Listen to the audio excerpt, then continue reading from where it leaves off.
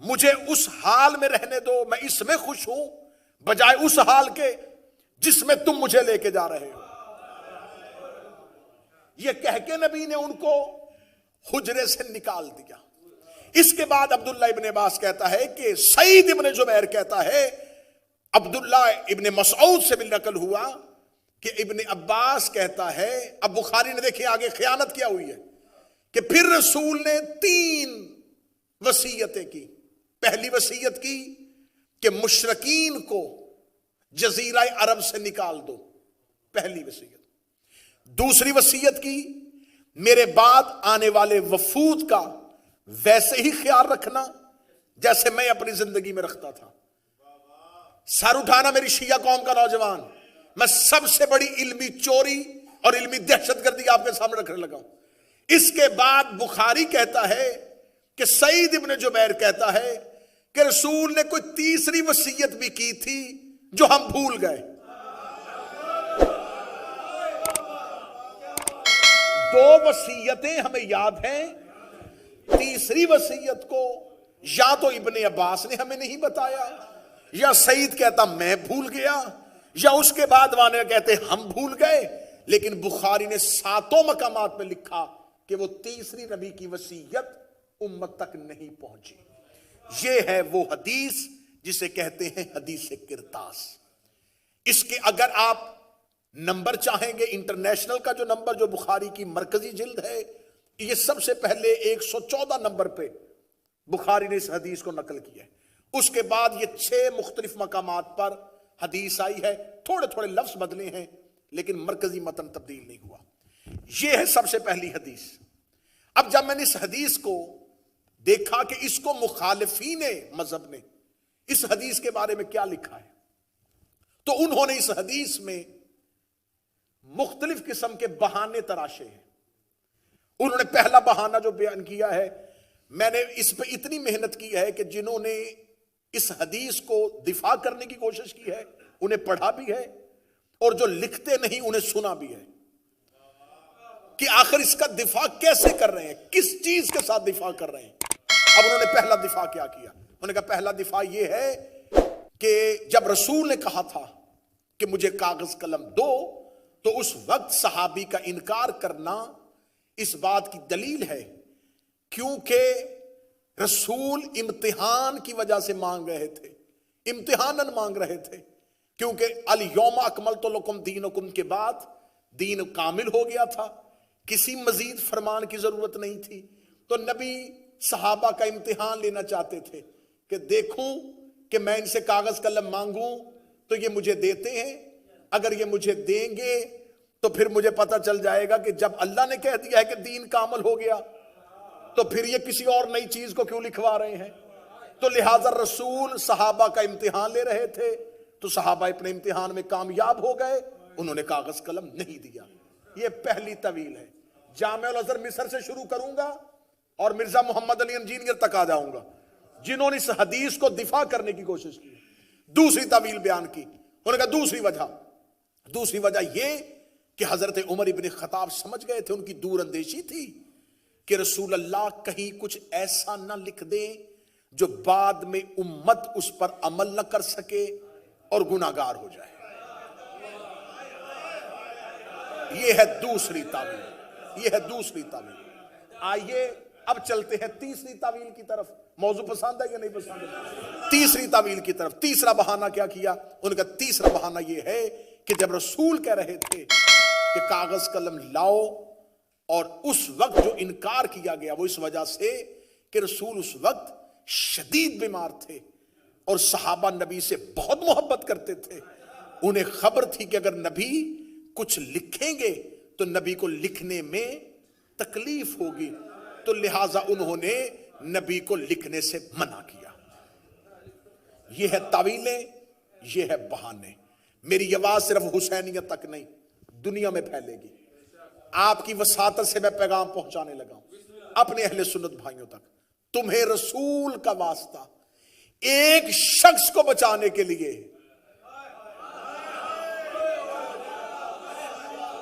صرف ایک پرسنالٹی کو بچانے کے لیے، ایک ذات کو بچانے کے لیے اسلام کے ساتھ اتنا گھرونا مذاق نہ کرو، حقیقت کا سامنا کرو، حقیقت کو آنکھوں میں آنکھیں ڈال کے قبول کرو۔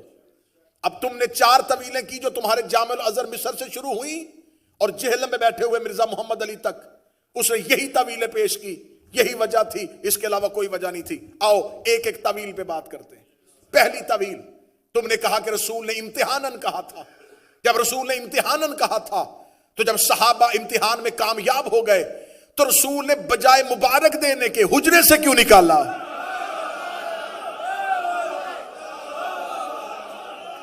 رسول امتحاناً کہہ رہے تھے نا، رسول امتحاناً کہہ رہے تھے، رسول امتحاناً کہہ رہے تھے کہ دیکھیں میری امت میرے بعد صحابہ کیا کریں گے۔ تو جب رسول نے امتحان لیا، صحابہ کرام کامیاب ہو گئے، رسول کو چاہیے تھا کہ مجھے بٹھاؤ، میں تمہیں سینے سے لگاؤں کہ میرے بعد تم اتنے قابل ہو چکے ہو کہ اب تم دین میں کوئی نئی چیز نہیں لکھوانا چاہتے۔ نبی نے کہہ دیا قوموا عنی، نکل جاؤ میرے حجرے سے۔ رسول کا نکالنا اس بات کی دلیل ہے امتحان رسول کا نہیں، امتحان صحابہ کا ہو رہا تھا۔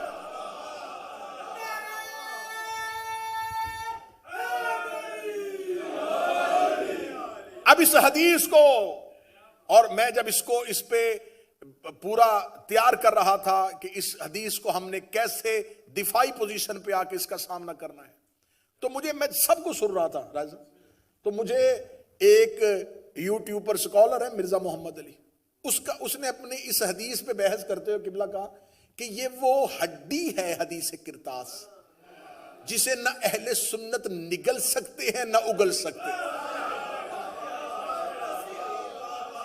اس کا جو اس میں ویڈیو ہے وہ شروع یہاں سے ہوئی ہے، شروع ہی یہاں سے ہوئی ہے۔ وہ کہتے ہیں کہ حدیث کرتاس وہ ہڈی ہے جسے نہ ہم اگل سکتے ہیں نہ ہم نگل سکتے ہیں۔ اس میں بہت اچھی بات کی مولا محمد اسحاق نے بھی، انہوں نے کہا ہاں حدیث تو بڑی پکی ہے اور یہ مان لینا چاہیے اہل سنت کو کہ اس دور کے اکابرین سے غلطی ہو گئی۔ مان لے، غلطی مان لے، جان چھڑوائیں، بجائے غلطی ماننے کے اتنے نامعقول بہانے کیوں کر رہے ہو، اتنے غیر معقول بہانے کیوں کر رہے ہو کہ رسول امتحان لے رہے تھے۔ اچھا اس حدیث میں کیا دیکھیں، رسول نے کیا کہا، اس حدیث کو سمجھیے۔ نبی نے کہا مجھے قلم اور کاغذ دو تاکہ میں تمہیں کچھ لکھ دوں تاکہ تم میرے بعد گمراہ نہ ہونا۔ اب سننا، میں نتیجہ دینے لگا ہوں، میں جگر کا لہو دے رہا ہوں، تاکہ تم میرے بعد گمراہ نہ، تاکہ تم میرے بعد گمراہ نہ ہونا۔ اس کا مطلب ہے کہ رسول نے کہا تھا، شرط لگا دی تھی، مشروط کر دیا تھا کہ اگر نہ لکھواؤ گے تو گمراہ ہو جاؤ گے۔ نہ مجھے مجمع کی دائی چاہیے، رسول نے شرط رکھ دی تھی اگر نہ لکھواؤ گے تو گمراہ ہو جاؤ گے۔ اب تمہارے پاس 2 گلیاں ہیں، اپنی مرضی سے جس مرضی گلی میں چلا جا، یا تو مان کے صحابہ نے لکھوا لیا تھا، اگر نہیں لکھوایا تھا تو نبی نے کہا تھا اگر نہیں لکھواؤ گے تو گمراہ ہو جاؤ گے۔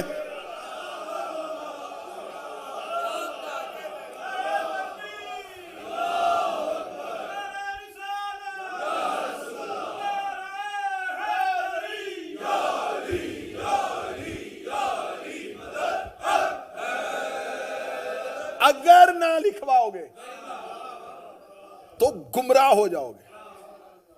اس کا مطلب ہے کہ جو اس وقت موجود تھے، حاضر تھے، رسول انہیں کہہ رہے ہیں اگر تم نے نہ لکھوایا، نہیں میں کائنات کے سب سے بڑے نبی کی حکمت پڑھ رہا ہوں۔ نبی نے فرمایا اگر تم نے نہ لکھوایا تم گمراہ ہو جاؤ گے۔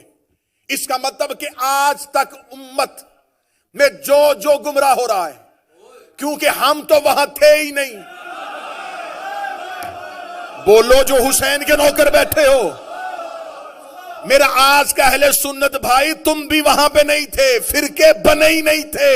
جب تم بنے ہی نہیں تھے تو اس کا مطلب کہ آج جو گمراہ ہو رہا ہے ہم تو وہاں پر تھے ہی نہیں۔ وہاں پر تو کچھ اور لوگ موجود تھے جنہیں نبی نے کہا تھا اگر تم نے نہ لکھوایا تو تم گمراہ ہو جاؤ گے۔ اس کا مطلب وہ گمراہ ہوئے تھے کاغذ قلم نہ دینے کی وجہ سے، قیامت تک امت گمراہ ہوگی ان کی وجہ سے۔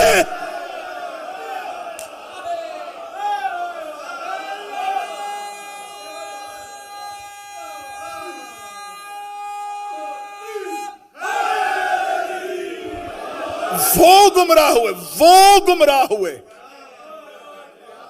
وہ گمراہ ہوئے انکار کی وجہ سے۔ اب جو گمراہ ہوگا، نہ ہم سے نبی نے مانگا، قیامت والے دن اللہ کسی گمراہ کو جہنم میں پھینکے گا تو وہ کہہ دے گا میرے اللہ میرا کوئی قصور نہیں ہے، کاش میرے تک وہ تحریر آ جاتی۔ اللہ کہے گا تجھ تک تحریر آئی نہیں تو پھر اسے مانا کیوں تھا جس نے تحریر کا انکار کیا تھا۔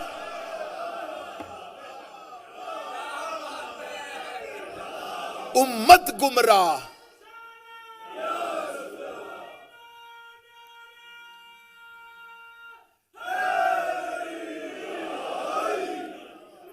اگلا جملہ کہوں جی، جملہ کہوں اگر ذہن تیار ہیں، اس کا مطلب ہے کہ امت صرف ابلیس کی وجہ سے گمراہ نہیں ہو رہی۔ بول سکو جو بولو جو حسین کے نوکر بیٹھے۔ اس کا مطلب ہے کہ امت صرف شیطان کی وجہ سے نہیں، اس کا کام ختم ہو گیا۔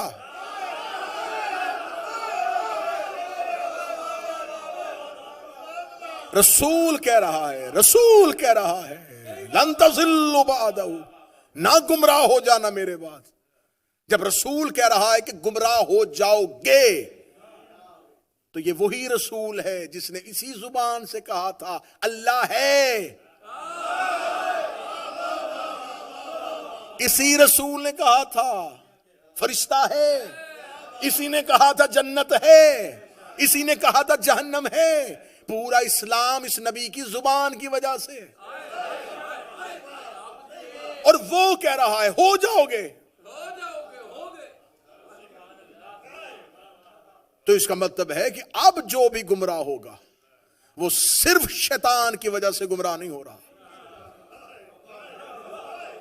لکھوا لیتے جب رسول کہہ رہے تھے تو آؤ، میں نے پہلے کہا تھا ایک شخص بچانے کے لیے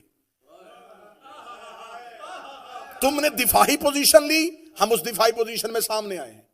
اگر یہ امتحان مقصود تھا حجرے سے کیوں نکالا؟ اچھا دوسری دلیل کیا دی؟ دوسری دلیل یہ کہ انہوں نے دور اندیشی سے یہ فیصلہ کر دیا تھا کہ رسول کہیں کچھ ایسا نہ لکھ دیں جو بعد میں مسلمانوں سے ہو نہ سکے اور وہ گناہگار ہو جائیں۔ اچھا یہ بات نبی کے ذہن میں نہیں آئی،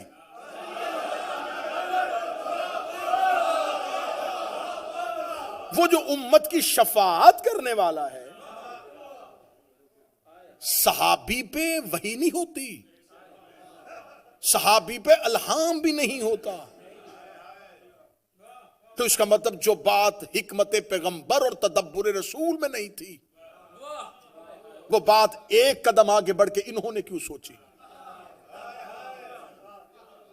پھر تیسری طویل بیان کی کہ محبت کی وجہ سے رسول کہہ رہے تھے اور یہ سمجھ رہے تھے کہ رسول کو لکھنے میں تکلیف ہوگی۔ آئیں قرآن سے پوچھیں کہ محبت رسول اپنی سوچ کی وجہ سے ہوتی ہے یا اطاعت کی وجہ سے ہوتی؟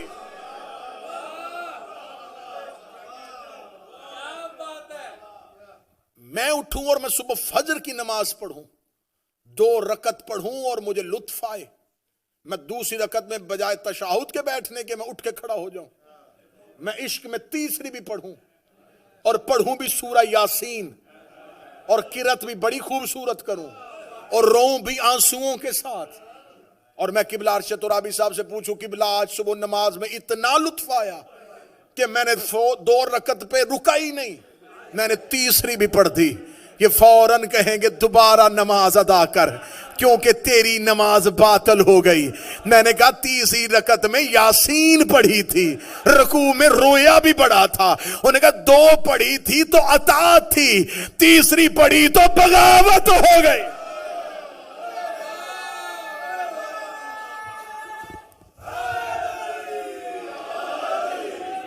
اطاعت ہے جو رسول کہے وہیں تک رک جاؤ، اس سے آگے نہ جاؤ۔ جب رسول کہہ رہے تھے 2 کاغذ قلم تو پھر یہ محبت کون سی تھی کہ رسول مانگ رہے تھے اور وہ محبت میں دے نہیں رہے تھے؟ اب دیکھیں سامنے دشمن بھی بڑا شاطر ہوتا ہے. انہوں نے یہ طویلیں بیان کی. جب ہمارے علماء نے آگے سے دفاع کیا, انہوں نے پھر آگے سے ایک پوزیشن اور لی. میں اگلی پوزیشن پہ جانے لگا. اب میں اگلے مورچوں پہ آ گیا ہوں. اب اگلے مورچے پہ حملہ ہم پہ کیا ہوا؟ اچھا آپ شیعوں کو بڑی تکلیف ہوئی کہ نہیں دیا انہوں نے کاغذ قلم, تو علی دے دیتے. علی دے دیتے. اچھا یہ حکمت مجھے آج تک سمجھ میں نہیں آئی کہ جواب دینے کی بجائے فوراً کہتے ہیں علی نے کیوں نہیں کیا, علی نے تلوار کیوں نہیں اٹھائی, علی نے یہ کام کیوں نہیں کیا, علی نے یہ کام کیوں نہیں کیا. اچھا چلے آئیں. کہتے ہیں جی کہ اس وقت ایک ترک ہے بخاری کا, جس میں اس نے لکھا ہے کہ اس وقت حجرے میں صحابہ اور اہل بیت, لیکن جو ہمارے محدثین نے بتایا انہوں نے کہا وہ اہل بیت سے مراد اہل کسان نہیں, بلکہ اہل بیت سے مراد جو گھر میں لوگ رہتے تھے وہ اس وقت حجرے میں موجود تھے.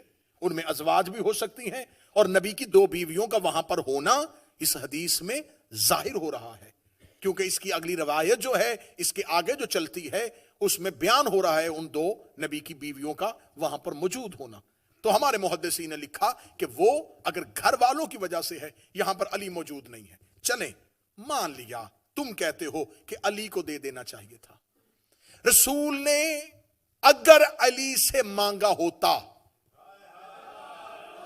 سر نہیں ہلائیے گا میں دفاع کر رہا ہوں تمہارے مذہب کا, رسول نے جب جہاں جہاں حکم دیا علی کا نام لے کے دیا. یا علی خیبر میں جائیے, یا علی بستر پہ سوئیے, یا علی سورہ برات کی تبلیغ کے لیے جائیے. رسول جب بھی حکم علی کو دیتے تھے تو مخاطب کر کے دیتے تھے. یہاں پر تو رسول نے یہ نہیں کہا اے علی مجھے کاغذ قلم دیجئے.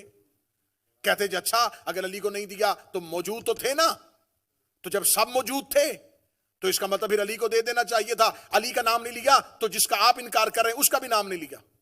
اچھا اس کا بھی انکار میں نام نہیں لیا, تو اب آیا ہے خود اپنے ہی جال میں سے کہ جب رسول نے اتنے حجرے میں لوگوں میں کسی ایک کا نام نہیں لیا تھا تو جواب ایک نے کیوں دیا؟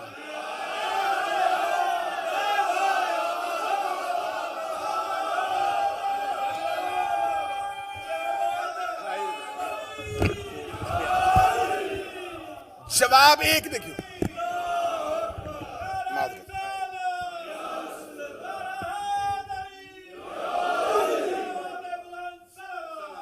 اللہم صلی علی محمد.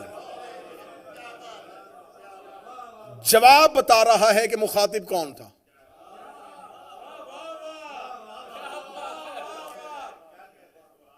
تو انہوں نے تو بول کے خود ثابت کر دیا.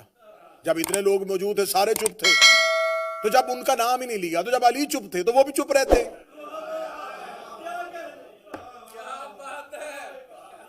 اچھا علی نے کاغذ قلم کیوں نہیں دیا اس بات میں بحث بعد میں کریں گے, پہلے یہ بتاؤ علی نے انکار تو نہیں نہ کیا.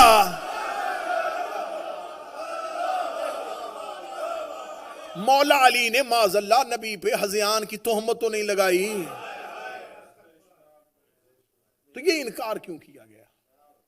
دوسری ایک اور سکالر اٹھا, اس نے کہا دیکھیں یہ بات شیعہ ذاکرین کرتے ہیں اور شیعہ علماء کرتے ہیں, لیکن انہیں یہ بتانا چاہیے اپنی قوم کو کہ جب رسول اللہ یہ حکم دے رہے تھے تو جب رسول کو پتا تھا, عالم الغیب تھے. شیعہ تو کہتے ہیں نبی کے علم غیب کے ماننے والے ہیں, تو یہ نبی کے علم غیب کے معتقد ہیں, تو پھر ان کو یہ ماننا چاہیے کہ جب نبی کو خبر تھی کہ مجھے کاغذ قلم نہیں دیں گے تو نبی نے مانگا کیوں؟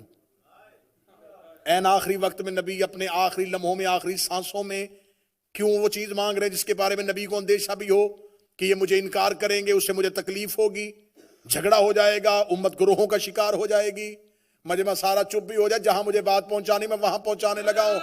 جب اللہ کو پتا تھا شیطان نے سجدہ نہیں کرنا, اس نے حکم دیا کیوں تھا؟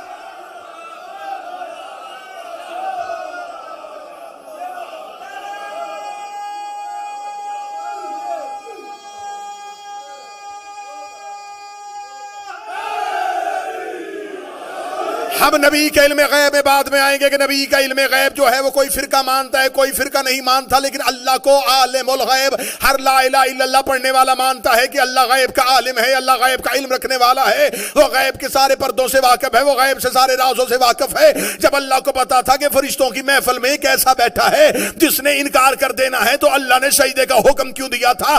اللہ کو پتا تھا کہ اس کے دل میں آدم کا بغض ہے، اس کے دل میں آدم کے لیے نفرت ہے۔ اللہ کو پتا تھا کہ جب تک میں آدم کی خلافت کا اعلان نہیں کروں گا، اس کی دل کی منافقت زبان پہ نہیں آئے گی۔ اللہ نے آدم کی خلافت کا اعلان کیا تاکہ منافقت باہر آئے، نبی نے کاغذ قلم مانگا تاکہ منافقت باہر آئے۔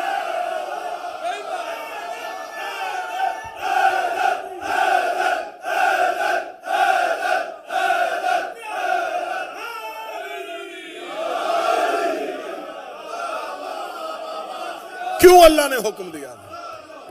اللہ نے حکم دیا تاکہ منافقت باہر آئے۔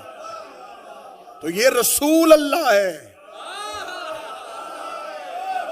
یہ رسول اللہ ہے، یہ بھی وہی کرتا ہے جو اللہ کرتا ہے، بلکہ اللہ اس سے وہی کرواتا ہے جو وہ خود کرتا۔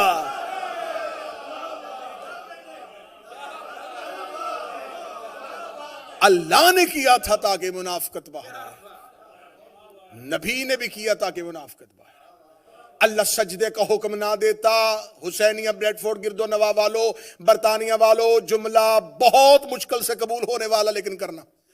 اللہ اگر حکم آدم کے سجدے کا نہ دیتا تو آج تک شیطان بھی علیہ السلام ہوتا۔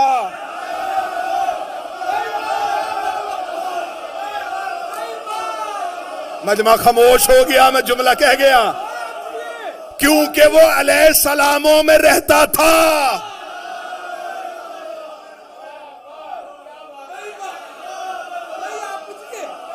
اگر اللہ حکم نہ دیتا وہ آج تک نہ ہم سے پکڑا جاتا۔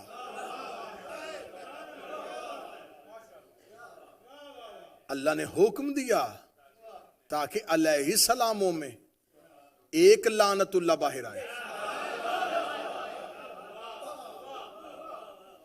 تو یہ تو توحید کا منشور ہے، یہ تو الہی نصب العین ہے، یہ تو دستور الہی ہے کہ وہ مجرم کو ہمیشہ ایسے ہی پکڑتا ہے۔ پھر رسول نے کہا کہ میں تمہیں لکھ دوں تاکہ تم میرے بعد گمراہ نہ ہو جاؤ۔ اچھا، علی نے کیوں نہیں لکھوایا؟ علی کو گمراہی کا خطرہ ہوتا تو لکھواتا۔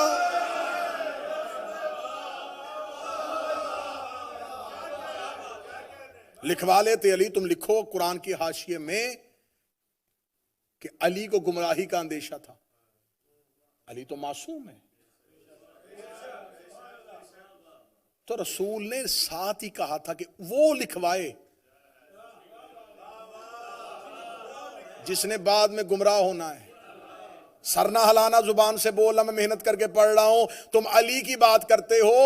سلمان نے بھی نہیں لکھوایا،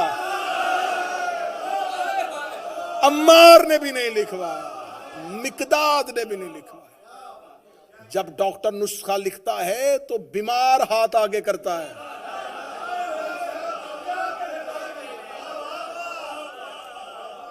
ڈاکٹر ایک مریض کو نسخہ لکھ کے دے رہا اور ساتھ ایک صحت مند بیٹھ کے کہے ایک کاپی مجھے بھی دے دیں، یا وہ کھانستا ہوا مریض اس صحت مند سے کہہ دے اچھا موقع ہے، لکھ رہا ہے تو بھی لکھوا لے، وہ کہے گا میں لکھواؤں کیوں، مجھے مرض ہی کوئی نہیں، تاکہ تم میرے بعد گمراہ نہ ہو جاؤ۔ یہ پہلی حدیث میں نے پڑھ دی، یہ حدیث کرتاس ہے۔ دوسری حدیث پھر لکھ دی بخاری نے۔ اب میں کیا کروں، نبی سے لکھوائی نہیں اور صحیح بخاری میں 7 دفعہ لکھ دی۔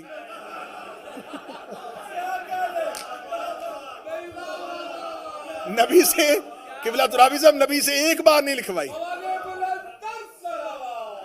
اللہم صلی اللہ، نبی سے ایک دفعہ نہیں لکھوائی اور بخاری میں بار بار لکھ دی۔ چلے میں کیونکہ یہ ویڈیو کیمرے کی موجودگی میں بات ہو رہی ہے، تو یہ جو حدیث کرتاس ہے یہ بخاری میں پہلا اس کا حدیث نمبر 114 3168 دوسری جگہ پہ آئی، 4431 تیسری جگہ پہ آئی، 4432 چوتھی جگہ پہ آئی، 7366 یہ پانچویں جگہ پہ آئی، 3053 اور 5669 یہ ہے 7 وہ حدیثوں کا نمبر جس میں بخاری نے حدیث کرتاس کو لکھا۔ اب میں جو حدیث آپ کے سامنے پڑھنے لگا ہوں، اس حدیث کو پھر بخاری نے 6576 پہلا نمبر، 2367 دوسرا نمبر، 6582 تیسرا نمبر، 6585 6586 پہ بھی یہی، 6587 پہ بھی یہی، 7048 پہ بھی یہی، 7049 پہ بھی یہی اور 7051 پہ بھی یہی۔ یہ اگلی حدیث میں پڑھنے لگا ہوں۔ پہلی اتر گئی جی، رسول نے کہا لکھ دیں، انہوں نے کہا ہمیں نہیں لکھوانا، کیوں؟ حسبنا کتاب اللہ، ہمیں اللہ کی کتاب کافی۔ رسول نے ایک حدیث کہی ہے، انی تارکن فیکم الثقلین، میں تمہارے درمیان دو چیزیں چھوڑ کے جا رہا ہوں، کتاب اللہ و اطرتی اہل بیت، ایک اللہ کی کتاب اور ایک میری اطاعت۔ اس حدیث کو بدلا نہیں، رسول نے کہا میں قرآن چھوڑ کے جا رہا ہوں اور سنت چھوڑ کے جا رہا ہوں۔ اچھا، رسول چیزیں دو چھوڑ کے جا رہے ہیں، قرآن اور سنت، اور جو حجرے میں شخص کھڑا ہے وہ کہہ رہا ہے ہمیں صرف قرآن چاہیے۔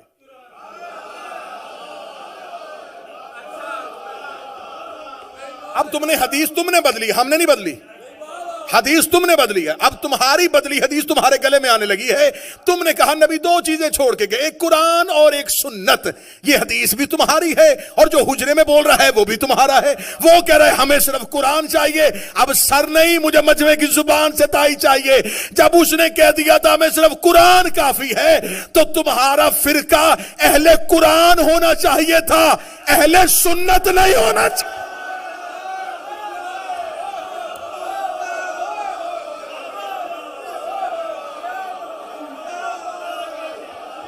فرقے کا نام ہونا چاہیے تھا فرقہ اہل قرآن۔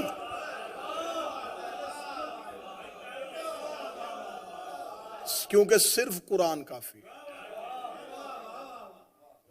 ہمیں صرف قرآن کافی ہے۔ پھر آج میرا اہل سنت بھائی جو اس مجمع میں موجود ہے یا جو جہاں جہاں سنے گا، آج کے بعد یا اس شخص کو ماننا یا حدیث ماننا، دو نمبری مذہب میں تو نہ کرو کہ اسے بھی مانو جو کہہ رہا ہے کہ قرآن کافی ہے، پھر بعد میں حدیث کو بھی مانو۔ اگر حدیثیں پڑھنی ہیں تو پھر اسے چھوڑو، اگر اس کی فرما برداری کرنی ہے، اسے ماننا ہے، اس پر یقین رکھنا ہے، پھر احادیث کا انکار کرو، کیونکہ اس نے مجمع عام میں کہا ہے کہ حسبنا کتاب اللہ، ہمیں اللہ کی کتاب کافی ہے۔ دوسری حدیث میں نے پھر اس کے جو سارے نمبر نوٹ کروا دیے، یہ حدیث پھر بخاری میں آ گئی۔ اس حدیث کو کہا جاتا ہے عمران بھائی حدیث سے حوض، دو عمران اکٹھے اور تذکرہ آل عمران کا۔ دوسری جگہ پہ حدیث آئی حدیث سے حوض۔ اس حدیث کے 4 ترک ہیں، 5 راوی ہیں، مختلف اسناد کے ساتھ اس کو نقل کیا گیا۔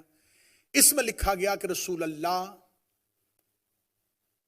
خود بیان کرتے ہیں کہ قیامت والے دن میں حوض کوثر پہ ہوں گا، یا کچھ میرے اصحاب میں سے کچھ لوگوں کو لایا جائے گا، جو ہی وہ میرے قریب آنے لگیں گے تو فرشتے ان کو حوض کوثر سے ایسے ہٹائیں گے جیسے اجنبی اونٹ کو کھیت سے نکالا جاتا ہے، وہ انہیں ہٹائیں گے، دھکے مار کے ہٹائیں گے۔ ایک اجنبی اونٹ، یہ عرب کی مثال ہے کہ ایک چرتا ہوا اونٹ کسی کے کھیت میں چلا جائے تو وہ پلیز کہہ کے تو نہیں اسے نکالے گا، اس کسان کو کتنی تکلیف ہوگی جس کی فصل کو ایک آوارہ اونٹ آ جائے۔ اب میں نہیں بیان کر سکتا کہ قیامت والے دن کیا ہوگا، بس تم اپنے ذہن میں اپنے معاشرے کی مثال رکھ دو کہ جیسے وہ نکالتا ہے ایسے فرشتے انہیں ہٹائیں گے، پیچھے کر دیں گے حوض کوثر سے، اور نبی کہیں گے میرے اللہ یہ میرے اصحاب ہیں۔ حدیث میں لفظ اصحاب آیا میرے پاس موجود، رسول کہیں گے میرے اللہ یہ میرے اصحاب ہیں، یا فرشتے کہیں گے یا رسول اللہ انہوں نے تیرے بعد تیرے دین کو بدل دیا تھا اور گمراہ ہو گئے تھے۔ بولو جو علی کے نوکر بیٹھے ہو، جو حسین کے عزادار بیٹھے ہو، انہوں نے تیرے بعد تیرے دین کو بدل دیا تھا اور گمراہ ہو گئے۔